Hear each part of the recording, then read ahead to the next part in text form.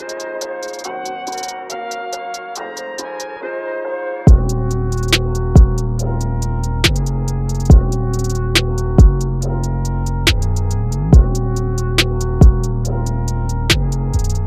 hustlers, what's good? Welcome to another episode of Hustle Talks. Today we've got someone on the show who I've been working pretty closely with. Someone who I consider to be an absolute beast in networking. This guy cannot stop making connections. It's like every connection he makes is gold. This guy's ability to network with people is absolutely phenomenal. So before I get into more about who he is, I want to welcome on the show Chris Jelev. Yes guys, what's going on? I just want to say a big thank you for having me on the show. Like, I've seen you guys been working behind the scenes for a couple of months now. I've been working with us for a while as well, for the last about 5-6 months, and to actually see it come into real life now, it's working well, so well done on that. Amazing. So Chris, correct me if I'm wrong, so you actually run a company called the Millennials Club, right, which has over 800 members all across the UK and Europe, and you also run an events company called CJ Events, right? Correct. And you also are a full-time uni student, and you even work with Rising Talents, which we had on our previous episode, right? So how do you even juggle all of that? How do you balance your time with all of these companies and It's crazy. ventures you're doing? It's crazy. Like how can you have your hands in so many different pots, but then also, come out the other end doing well in everything? I mean, so there's two main reasons why I guess I managed to juggle both. And don't get me wrong, as much as I'm saying I managed to juggle both, there are times where I don't juggle both. Like, there are times where I have a bunch of work to do for Rising Talents and CJ Events, and none of them get done. In saying that, in the 85% where I am managing to juggle, I mean, there's two main factors, I guess. The first one is, and as cringy as it sounds, as cliche as it sounds, I love what I do. I mean, the Millennials Club, CJ Events, and even Rising Talents, I mean, the main job for that is communication within people. So actually speaking to people, understanding their needs, and then fulfilling their needs. So in regards to that, I guess the reason I enjoy it is because I enjoy speaking to people, networking. And that's what's most important. Oh, like 100%. Like, a lot of people say your network is your net worth. 100%.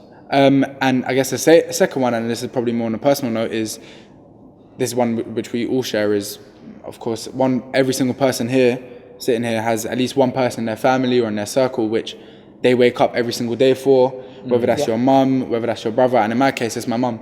I mean, coming to the country as an immigrant, and then 5 years later having 2 kids, 2 jobs.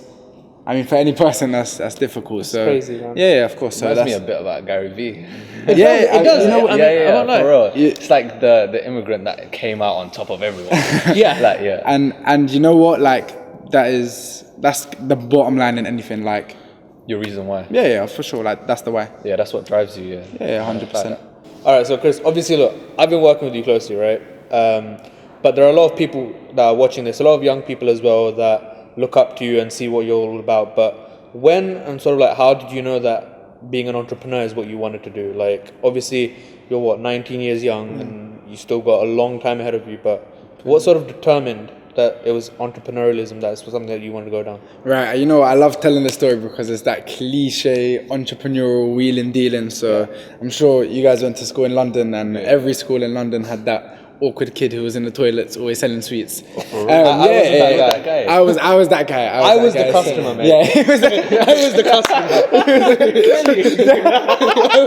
I was trying to hustle for the Freddos. Right, so as I'm delivering the Freddos, the Haribos, the Lucasades, you can't forget. That was just little stuff in my career. Like, honestly, and I don't think I say this often, but I thought up until the age of 16 I was going to make it pro in football. But anyway, so that was just a backstory. What happened? ACL? Knee injury. No, honestly, like, I just started wheeling and dealing, so I went from sweets, and then do you guys remember Shambhala bracelets? Oh yeah. So Shambhala bracelets. So you knew the markets? Yeah, so Shambhala You're bracelets. like a trend hopper. Yeah, honestly, trend hopper is the best way. So Shambhala bracelets were popping, and I remember I used to get them on eBay for like £2, come into school and sell them for £25. What? People used to buy them for £25? Yeah, 25. They used to go for 30.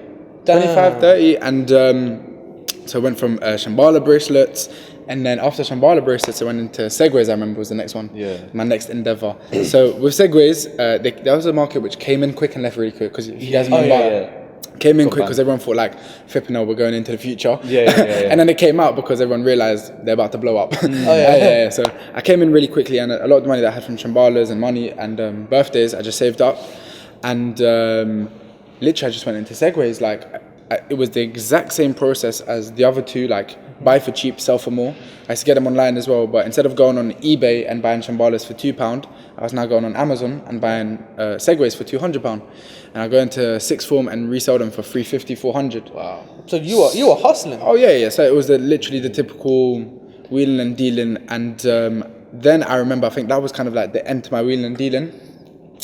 And then I had just cash left over, literally, because at this time you're 16, you're not old enough to hit the club. Yeah. And then I went into an event. So I thought, you know what, like, let me for a party. Like, honestly, it was so random. Like, this is why sometimes I think like this is just stuff that God plans out for you. Like, honestly, I don't know why that thought came to me, but I just wanted to throw an event. I threw an event. I had out a venue for £600. I think it was like £100 for the DJ, and then after that, 180 people turn up at £10 each. Wow. And that was it. I made over £1,000 in one night at the age of 16. And then 3 weeks later, I had another event. Then went from normal events to penthouses to boat parties. So you're now like the guy that people would hit up if they want like a crazy event. Oh, for sure. Like, we've been planning events for the last 24 months now as well. So anybody watching, if you guys have a 19th birthday, a 20th birthday, even the 50th birthday, hit me up, and I'm sure I'll be able to help you out. I think that's it's a very good point. Like, you know how you are hustling even sweets and Segways and that sort of stuff. I think a lot of people in this day and age don't understand how easy it is to actually make money, but they just don't understand the ROI, and they don't think it's worth it. Oh yeah. But you can make money like in any way.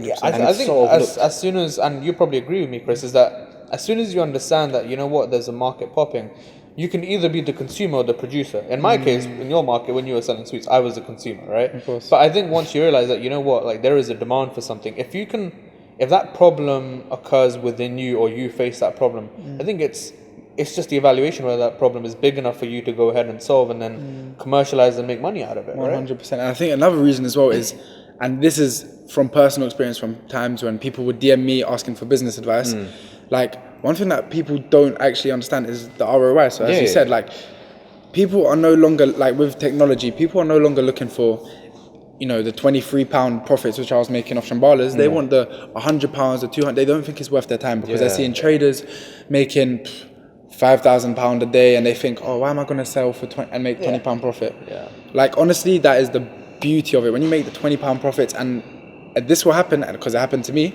Soon that £20 profit will become £200 profit as it did with Segway, and then before you know it, it'll hit that. Yeah, you got to start from somewhere. You can't just get there. Oh, and that is one thing I've learned. Like, any tips for you guys? If there's one thing which I want to leave you guys with, like, if you guys completely ignore what I say for the rest of this conversation, honestly, the most important thing is there is no such thing as quick money.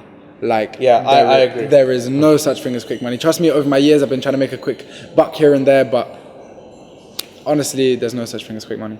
Yeah, no, I agree. I think quick money, even if it does come in, it goes out quicker. Oh yeah, big time. Yeah. I think I've had that first-hand experience where, when it is, sometimes it's too good to be true. Yeah. It usually is too good to be true, that's right? true. Okay, guys, business tip of the week. You guys don't want to be fancy and expansive with your business in the startup stage. You guys want to get rid of all the unnecessary costs and all the inefficiencies so that you guys can have the longest cash burn rate for your business. It means that you won't require funding as sooner. You can focus in on what your main projects are and your main costs. If you're spending on stuff which is really, really expensive and inefficient and things that you don't need, you'll get rid of cash quicker and you'll be out of oxygen, which is cash, right, a lot sooner than you think.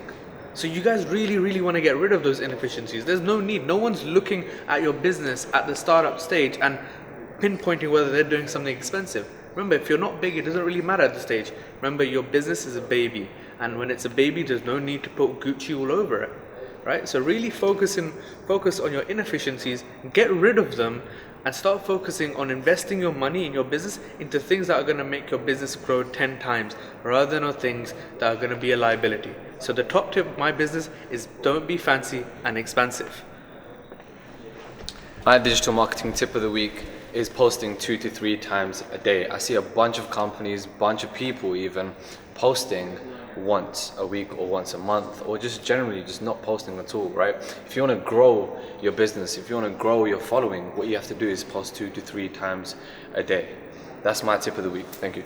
So Chris, I don't know you as well as Faz, but the Millennials Club, right? So it helps people build bridges and gets people together. Now, why do you think that's such an important thing in this day and age? Well, let me put it in perspective in layman terms. So the reason why you're probably sitting in a room is through a network. So I don't know how you and Faz connected, but I'm assuming that you guys connected through somebody who knew somebody, and now you guys are here doing business. Yeah, 100%. How I met Faz was because we had mutual business partners. That is basically the bottom line in it. Like, every single thing is networks. Like, I can, find venues for cheap in London because I have networks. Mm-hmm. That saves me cash and I get more profit when I do events.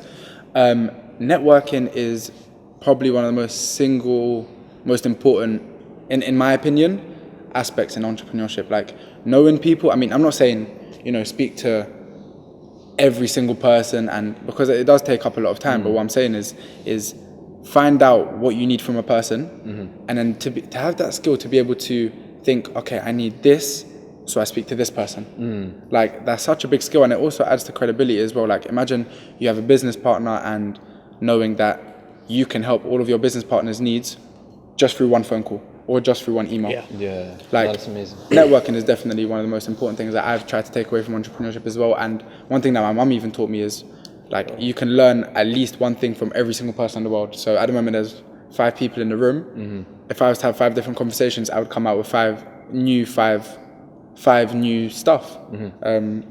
So yes, yeah, 100%. Like, networking is like exchanging value with people. You may not need them now, you might not need them in a week's time, but maybe early on, like in the near future, you might need their services or their help or their advice. Oh, 100%. Like, when I went to networking events, how it would work is I'd go to so many networking events. Tip, by the way, for you guys, go on Eventbrite if you're just starting up in entrepreneurship. Go on Eventbrite. There is a bunch of free events. You walk in, there's pizza on the left, there's rich people on the right. Honestly, it's the perfect combo, and just meet and network with as much people as you can. Not just Eventbrite, meetups as well. Meetups is very good also. There's always, I mean, I'm not sure how many people are watching this outside of London, but even I think across the UK, there are events happening every single day of the week, and whether that be happening in a bar or happening in like a community hall. Bar's a good place. Yes. They're happening all over the place, but I think if you don't take the plunge and actually go there, you're never actually going to make a connection, because you never know sort of what's there and who's there until you actually open your mouth or you open your ears and start listening. So I'll give an example, right? Say you go to like a networking event and you are in, say, accountancy, but you're really bored of the whole job and everything in general, the whole industry, and then you meet someone that's into tech, and maybe you've always had a passion in tech, but you might not realize, I actually have a passion in tech and I want to get into it. Now, next thing you know, you meet this amazing person in tech, and what happens is they open an opportunity for you, they open a door for you that you didn't even know was possible, and this is only available when you actually network. So networking is very, very, very important. But you know the one thing about networking, right, is that I think that networking is important, but I think a lot of people do it wrong, right? Yeah, and I think you guys will probably maybe agree with me, but I think I've been to a lot of networking events, and just from my experience, I've seen that there are a lot of people who are sort of irrelevant to you, but that's simply because of sort of what they're saying, and often how they're coming across. But it's also to do with sort of whether you're asking the right question or not. I often find that, if you let people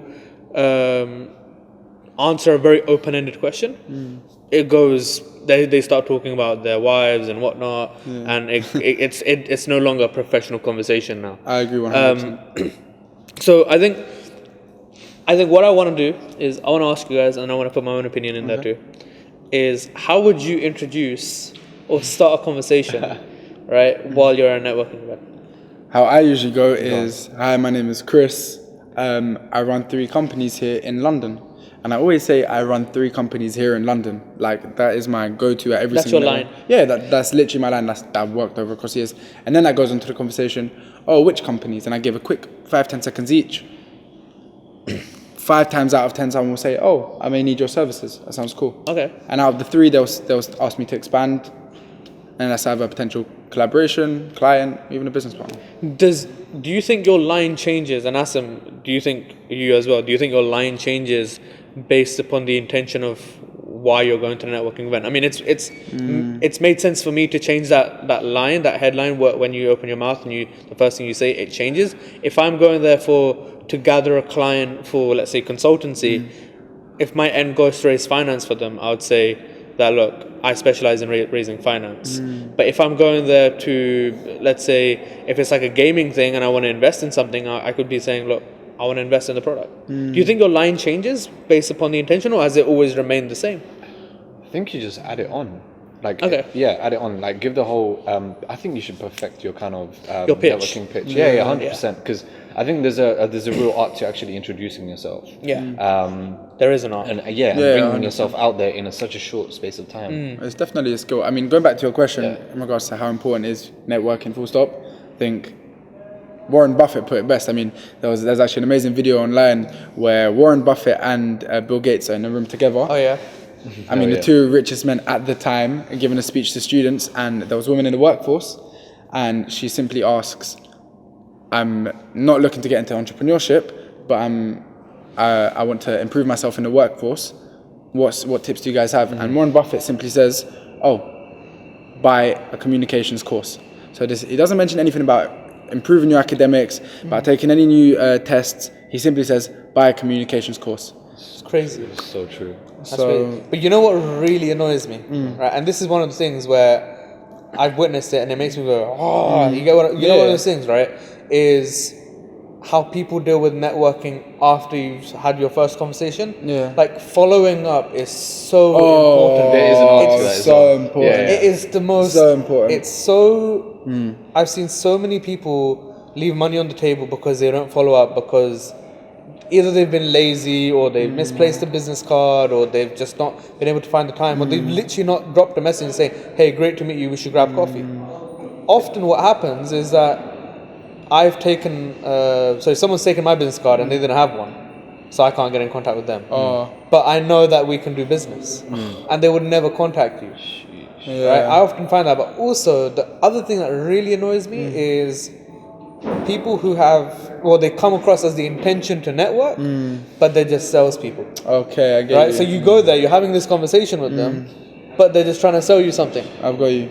Right? And often I think they sell themselves short. It's true. It's Right? true. It's like you never know to what extent that person can help you, but you're just trying to sell them, I don't know, something like $500 or something. You get what I mean? 100%. In saying that, at networking events, 8 times out of 10, somebody will try to sell you something. Yeah. And that's from me being a salesman. That's from me being a salesman and going to network. It comes with it. I think they should indirectly kind of.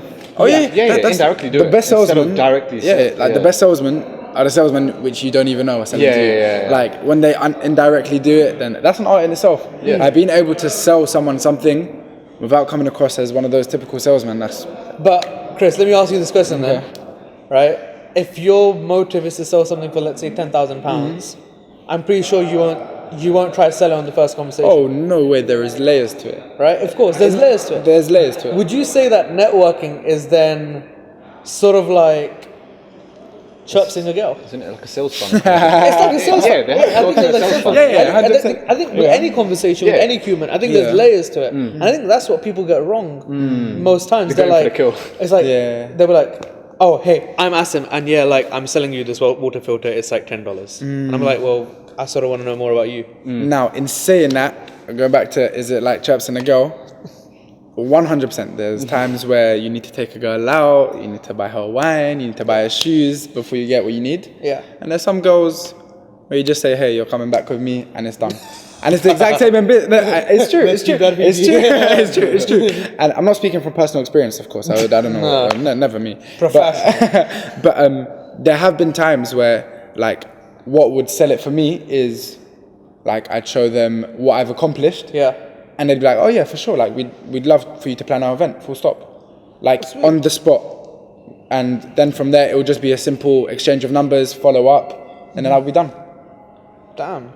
But so, in your experience of networking, do you think that you can identify a lot of what's going wrong in networking today? Yeah, you know what it is. Now I'm at a stage where, like, it's more so of a gut feeling. Like you can tell when the conversation is going well and when it's going bad. And what I like as well is you want to get to a stage, guys, where you come into a conversation knowing that you have control of the conversation. Like imagine going into a conversation with 80% rather than a 50-50. Understanding that you can divert this conversation to your needs. That is so important. And that comes with, honestly, that comes with any other trick, and that's just speak to as many people as possible, different cultures, female, male.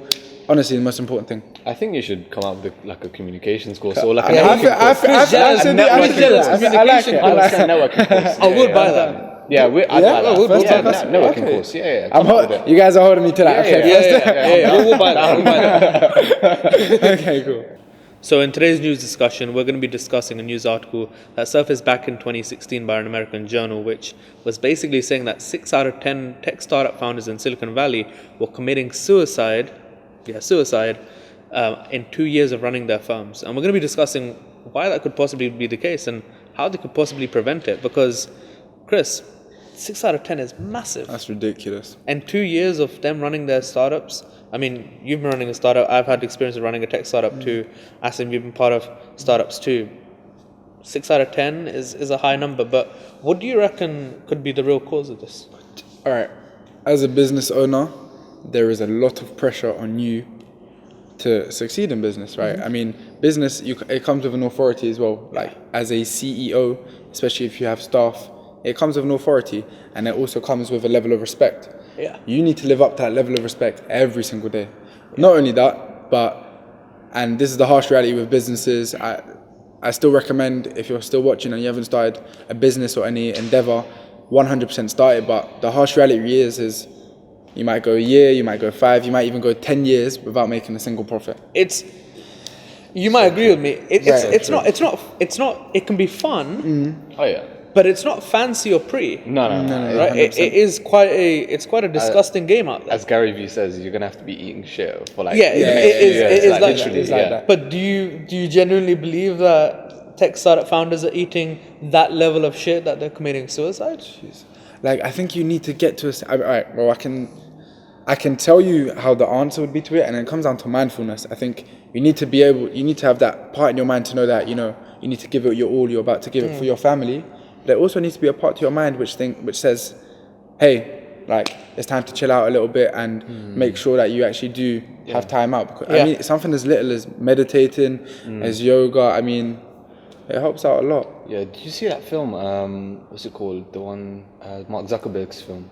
Oh, he's just like on computers like the whole time. Was it The Social Network? Yeah, Social Network. That's the one. Like yeah. they didn't have. I mean, they did play as well, but most of the time they were on like the computer just typing away. Like they had that time. But I think with that question, right, you definitely need family time. You need to chill out. You need to like just zone out and like rest and sleep and stuff like that. But with when you're starting a company, you just want to go all out. But you need to definitely make sure your mental health is in check because it's very, very important.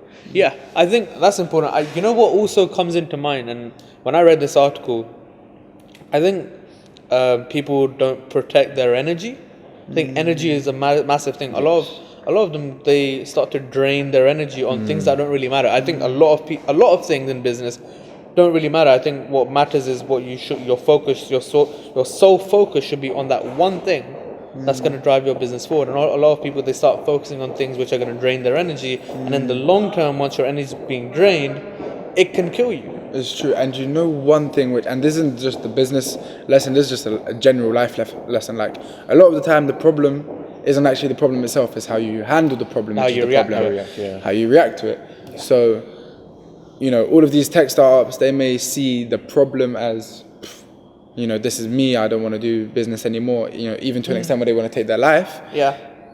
But in this situation, you need to see, okay, this has happened, how am I going to react to it? Yeah.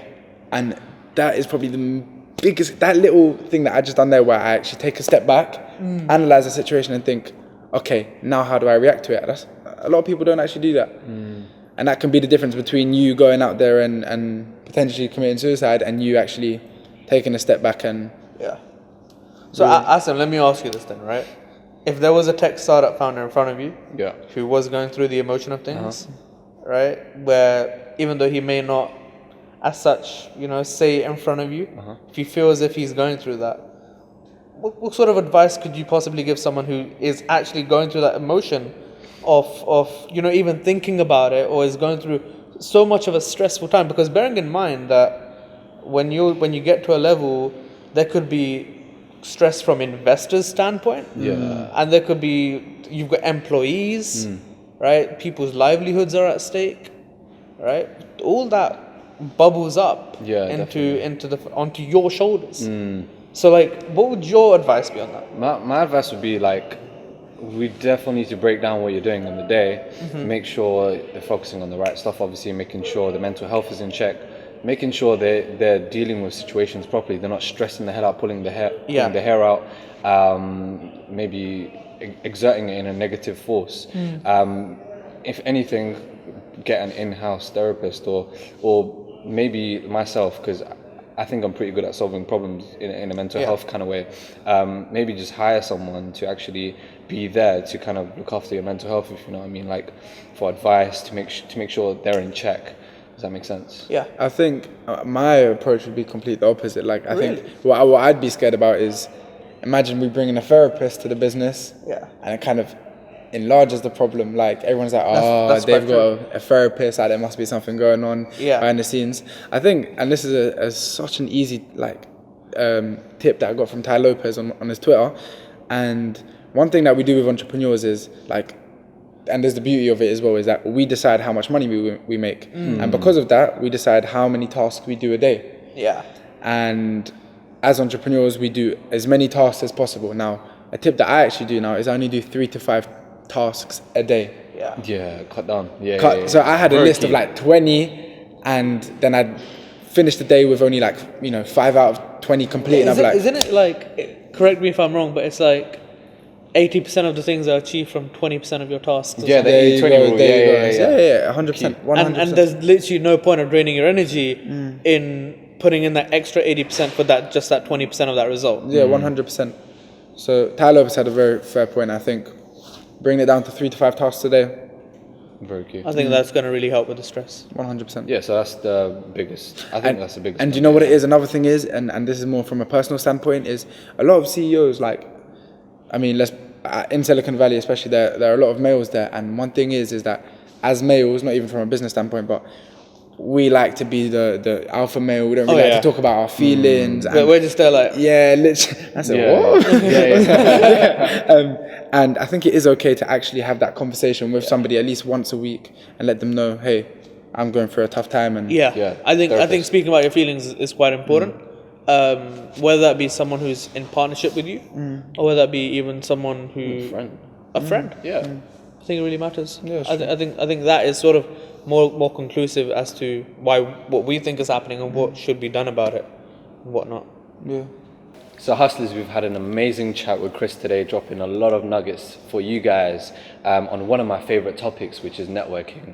Now, Chris, I believe you have a few words or some tip that 100%. Might change the game for these hustlers. Cool. One tip for you guys. So at the age of 15, 16, 17, even 18, what you do is you network with as many people as you can, go to all the Eventbrite, DM the people on the Instagrams. Like, I was even at a stage where I was DMing people on Instagram, and when you get blocked because you're DMing so many people, like, honestly, like, I had to beg it so much. And eventually what you have is, after the next couple of years, is you have this massive network of amazing people, and then you pick out what's passionate for you, and then eventually what happens is that amazing group of networks slowly becomes like this, and then you pick your team, and that's the team that takes your business endeavor to the next stages. So in layman terms, speak to as many people as possible, numb it down, find out what it is that you want to do, and then create a team from there. Look, man, Chris, it's been an absolute pleasure. Thank you for having me. We've learned so much from you, and we're pretty sure a lot of our viewers have learned so much. So hopefully when you're making the hundreds of millions of pounds, we can have you Very back soon. on. Of course, I'm expecting like an end of season party. Yeah, 100%. Yeah, we'll do that.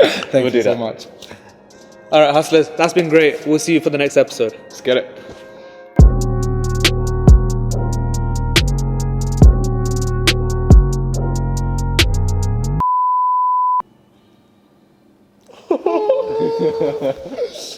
Astro. Hey, this kid got that beep beep. Down, very cold. I tried to show him.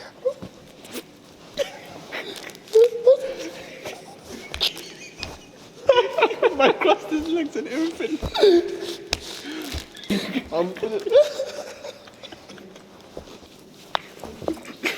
Wow. Just wow.